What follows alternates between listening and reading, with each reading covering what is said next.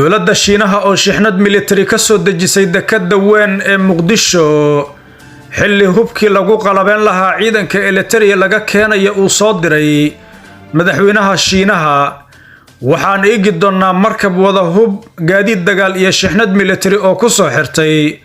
dekedda weyn ee Muqdisho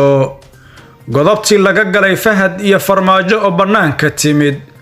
xilli xubnihii dagaalka la galay ay qoomamo joogaan sida Axmed Madoobe Siciid Dani Roble iyo kooxdii xaraash qaran ee Damul Jadiid guul darrooyin xanuun badan oo dhabarka loo saaray siyaasadda arrimaha dibadda habka galidda heshiisyada caalamiga ah waa meelaha hadda fashilka uu ka jiro ee lagala talinayo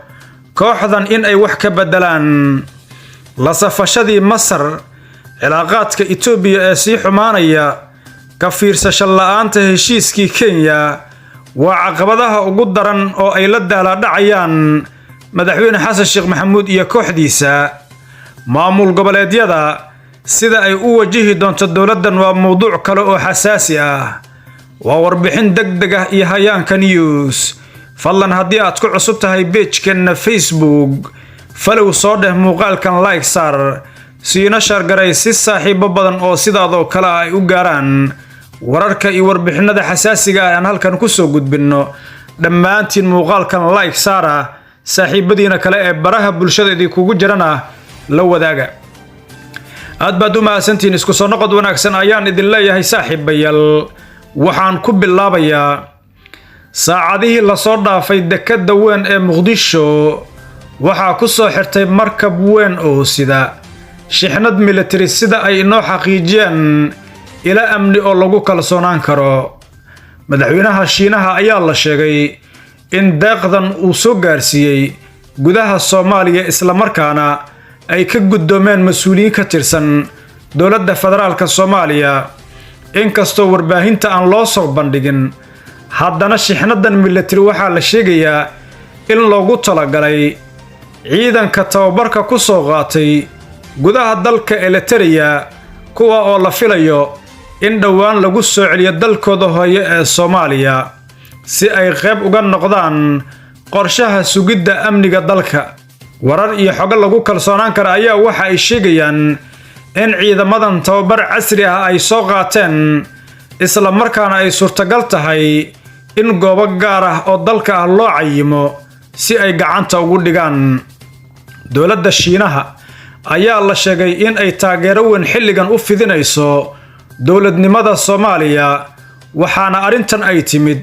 sida la sheegay madaxweyne Xasan Sheekh Maxamuud iyo Shiinaha oo heshiis caalami ah dhawaan wada gaaray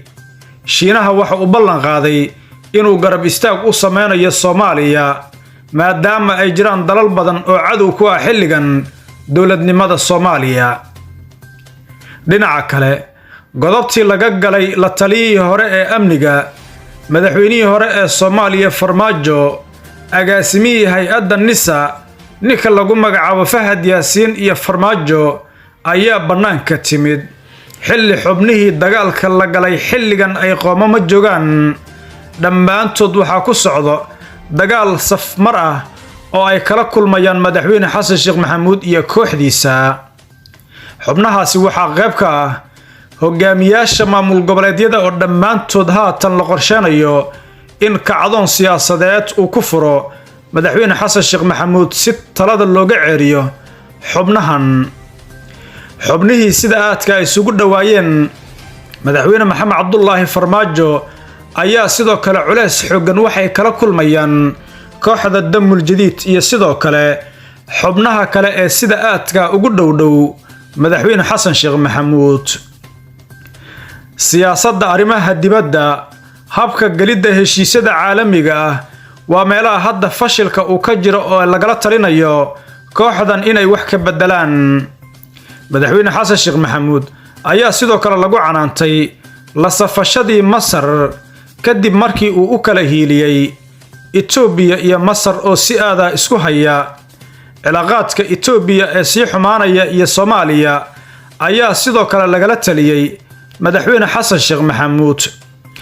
maamul goboleedyada ayaa si aad ah isha loogu hayaa qaabka uu u maareeyo madaxweyne xasan sheekh maxamuud inkastoo la safashadii Masar iyo cilaaqaadka Itoobiya ee hadda sii xumaanaya